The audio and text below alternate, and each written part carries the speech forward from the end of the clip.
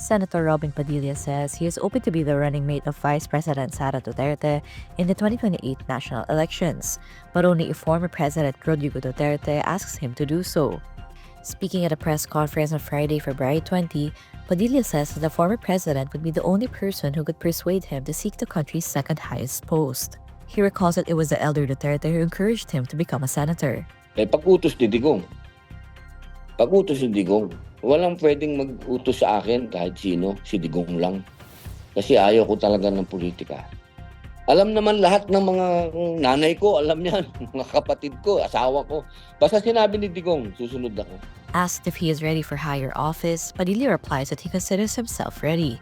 Ay, pinanganak po tayong ready. Lalo na yan, para sa akin, Vice President, hindi naman masyadong ano yan, puro advocacy lang yan eh. Parang ikaw ang spare tire, di ba? Kayang-kaya yan.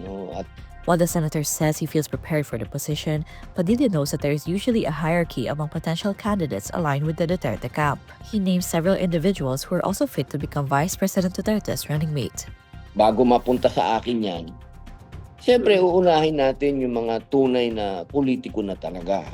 Una dyan ay si Manang Amy Marcos, pangalawa ay si Senator Alan Cayetano, susunod ay si Senator Bongo, ang susunod dyan ay si Senator Bato. Merong hierarchy yan eh. Hindi po pwede na ako kagad kasi ako'y bago lang dito sa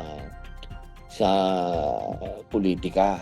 Meron tayong susundan na kapag sinabi mong Duterte supporters at mga loyalist ni Duterte, meron talaga yon na sinusundan. Padilla likewise knows that he is ready to face whatever will be thrown against him if he ever decides to run for the post.